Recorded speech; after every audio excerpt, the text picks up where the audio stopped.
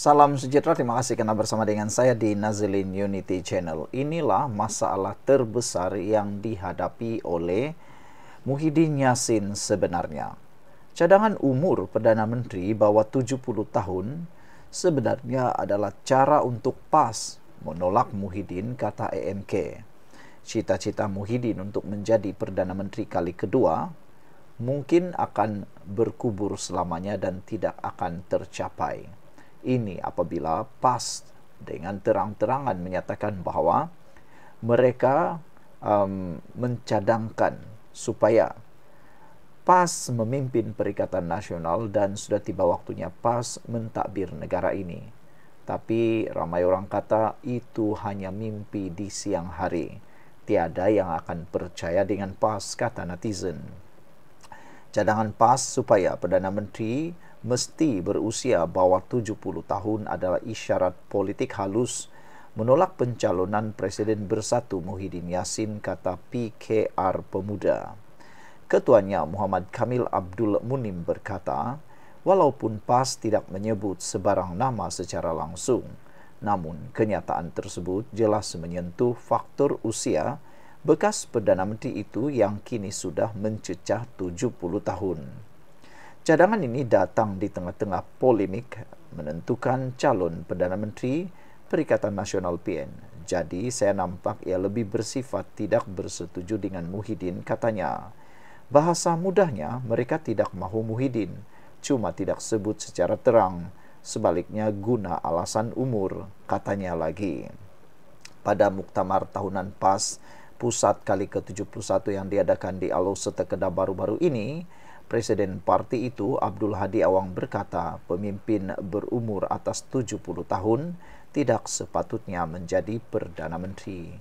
Sebelum kita teruskan ulasan ini, jangan lupa tinggalkan komen Anda dengan tanda pagar Kami Sayang Malaysia. Tapi sebelum itu, izinkan dulu saya berkongsi dengan Anda semua. Ini ialah terapi imun transfer factor for life. Terapi imun yang meningkatkan daya imun badan kita sehingga 400%. Secara umum dan ringkasnya, apabila imun badan kita lemah, apabila imun badan kita bodoh, apabila imun badan kita tidak lagi bertindak dengan kuat dan bijaksana, serta tidak seimbang, kita kena penyakit dan penyakit bertumbuh, berakar, bersarang di dalam tubuh badan kita. Tetapi terapi imun ini mengajar, mendidik dan menguatkan imun badan kita serta seimbang. Apabila imun badan kita sudah jadi kuat, bijaksana dan seimbang, imun badan kita lah yang akan menghapuskan semua akar penyakit yang ada dalam tubuh badan kita. Cepat dapatkan produk yang hebat ini melalui nombor telefon yang tertera. Produk ini lulus KKM, halal dan diperakui oleh dokter-dokter di seluruh dunia. Kalau Anda sudah berdoa bertahun-tahun untuk sembuh daripada penyakit Anda, mungkin ini jawaban yang Tuhan hantar untuk Anda semua. Saudara-saudara sekalian, Hadi juga menyatakan kesediaan PAS untuk mengambil alih kepimpinan negara. Bagaimanapun, Hadi kemudian menegaskan kenyataannya merujuk kepada dirinya sendiri, bukan pihak lain. Sebelum ini pada Perhimpunan Agung Tahunan Bersatu awal bulan ini, parti itu sebulat suara menamakan Muhyiddin sebagai calon Perdana Menteri yang ke-11. Muhyiddin yang kini berusia 78 tahun sebelum ini pernah dilaporkan menghidap kanser pankreas. Bekas Perdana Menteri itu dilapor pulih sepenuhnya daripada penyakit itu, namun ada kabar angin mengatakan ahli Parlimen Pagoh itu menghadapi masalah kesihatan sejak itu. Mengulas lanjut, Muhammad Kamil menjelaskan syarat utama seorang pemimpin bukan semata-mata usia. Sebaliknya, menurut Setiausaha Politik Menteri Keuangan itu adalah kemampuan untuk bekerja, kecerdasan, kesehatan tubuh badan dan kefahaman terhadap kehendak rakyat. Sekian dulu untuk kali ini, jangan lupa tinggalkan komen Anda. Bye-bye. Tahun 95 dan subsidi, jom kita tengok. Beginilah cara kalau nak persoal, barulah terbaik. RON 95 turun RM1.90 seliter. Semua rakyat dapat, bagus. Tapi jangan syok awal sangat. Banyak persoalan yang masih perlu dijawab. 1. Kota rakyat sebulan 300 liter. Habis je kota tu, kita bayar RM2.05 macam biasa atau terus kena harga foreigner RM2.60. Serius? Kenapa kerajaan tak nak jawab terus terang? Kedua, Setiap kali isi minyak, IC kena scan. Soalan besar, data rakyat simpan kat stesen minyak atau kerajaan? Siapa kawal? Macam mana nak jamin tak bocor lagi? Rekod Malaysia bab data leak memang tak cantik. 3. Kalau sistem down, masa tu rakyat boleh isi minyak macam biasa ke atau kena tunggu sistem recover baru boleh jalan? Ada alternatif ke? Kalau tiada, itu beban tambahan untuk rakyat. 4. Orang asing dan syarikat kena bayar harga mahal. Betul. Tapi mekanisme kawalan kat mana? Kalau longgar, esok-esok minyak subsidi bocor masuk pasaran gelap, rakyat juga yang rugi. 5. Sistem dan kad terminal ni bukannya percuma. Berapa ratus juta dah dibelanjakan? Duit rakyat. Jangan sampai... Dah tonton? Begini cara untuk meningkatkan ekonomi negara. Bukannya fitnah sini sana, melalak memaki hamun di sini sana. Salam sejahtera. Terima kasih kerana bersama dengan saya di Nazlin Unity Channel. Berita paling malang diterima oleh Najib hari ini. Najib seorang yang tidak jujur, malangnya. Ini berita yang amat mengejutkan kita. Malangnya, Najib seorang yang tidak jujur. Najib tidak memaklumkan kepada kabinet berkenan wang 42 juta ringgit yang dimasukkan ke akaun peribadinya, kata Peguam SRC. Wow, ini satu pendedahan pengakuan daripada Peguam yang memang luar biasa.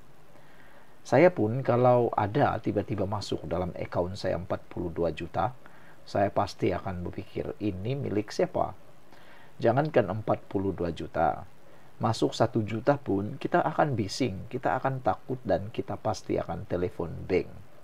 Kita pasti mahu tahu duit itu milik siapa, kenapa ada di dalam dan siapa yang pemiliknya.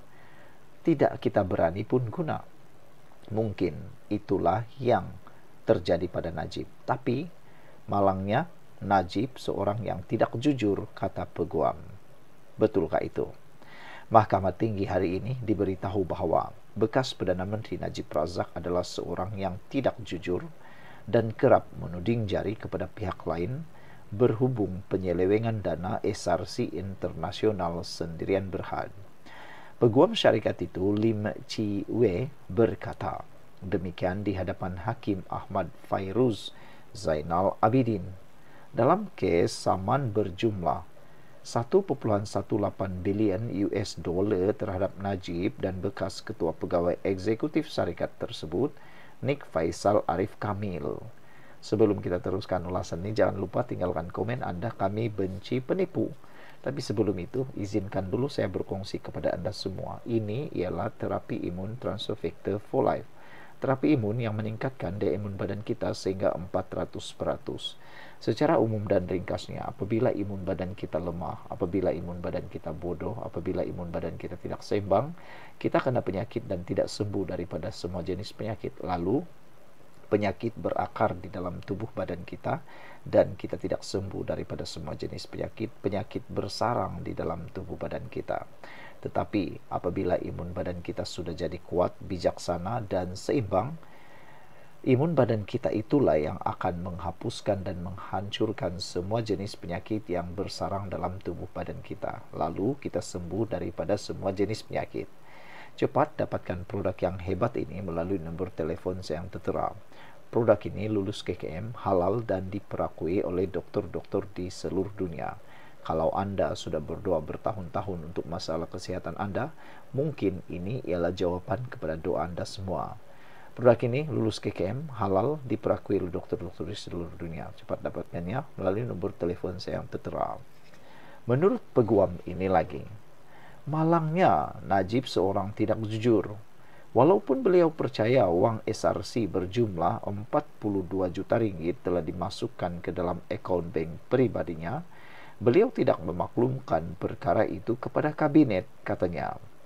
Dia menambah, SRC tidak boleh dijadikan kambing hitam bagi urusan pinjaman dan kelulusan pinjaman jangka pendek, karena perkara itu berada di bawah bidang kuasa serta kuasa kelulusan Najib sendiri, bukannya syarikat tersebut.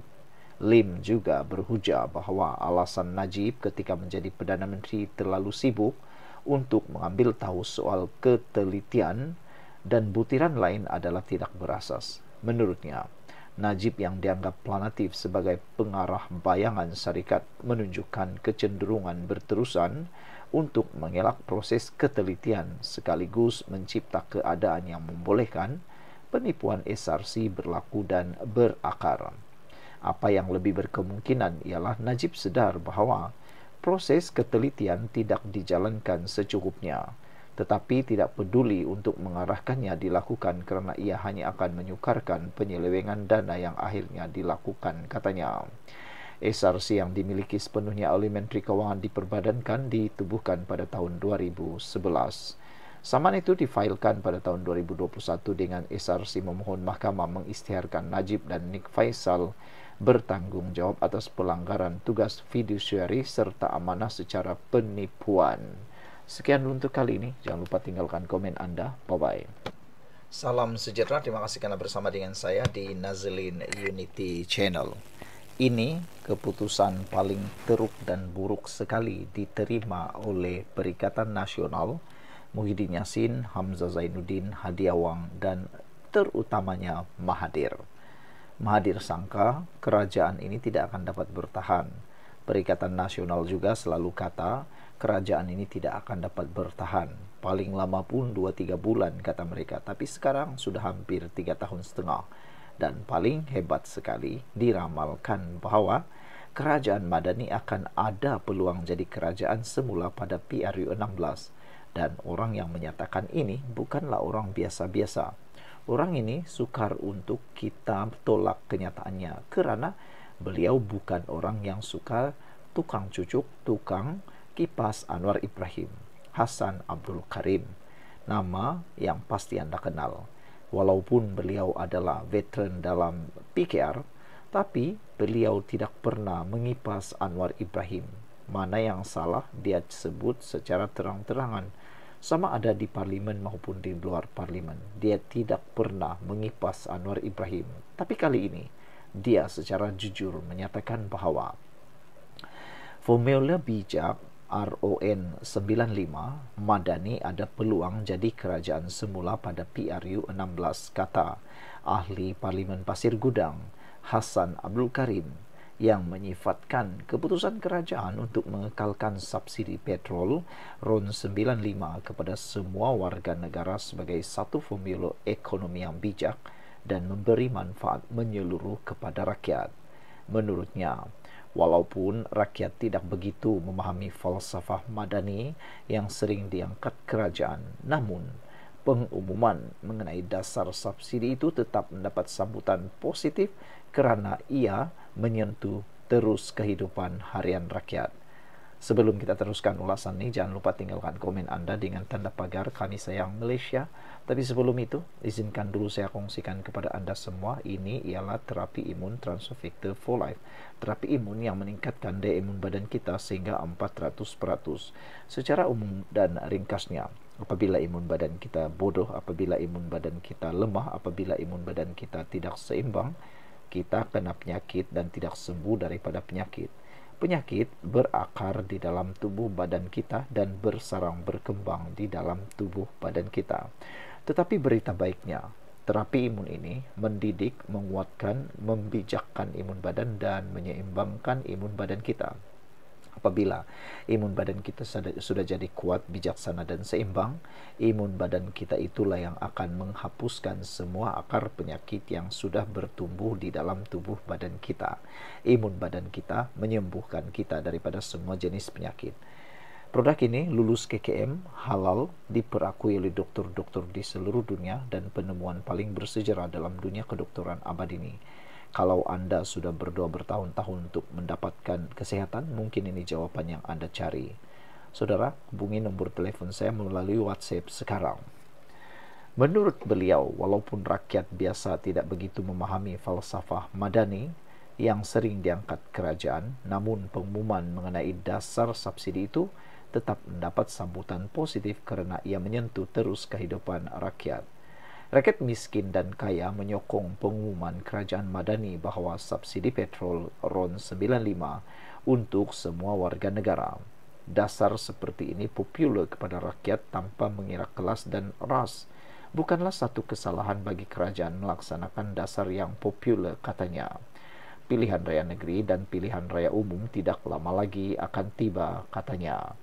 Menurut ahli Parlimen PKR yang lantang itu, langkah tersebut membolehkan kerajaan menjimatkan antara 2.5 bilion hingga 4 bilion setahun selain memberi ruang kepada rakyat berpendapatan rendah dan sederhana menikmati lebihan pendapatan boleh guna. Katanya lagi, bukan sahaja golongan B40 dan M40 yang gembira dengan pengumuman itu, malah kumpulan berpendapatan tinggi T20 juga tidak membantah kerana subsidi itu bersifat menyeluruh. Kerajaan dapat berjimat, rakyat juga dapat berjimat, sedikit sebanyak pendapatan boleh belanja rakyat bertambah, katanya lagi. Sejak beberapa tahun lalu, kerajaan pernah menimbang pendekatan subsidi bersasar dengan tujuan mengurangkan ketirisan kepada golongan berpendapatan tinggi. Namun, rancangan itu beberapa kali ditangguh kerana dibimbangi menjejaskan kos sara hidup rakyat B40 dan M40 yang sedang berdepan tekanan inflasi. Sekian dulu untuk kali ini. Jangan lupa tinggalkan komen Anda. Bye-bye.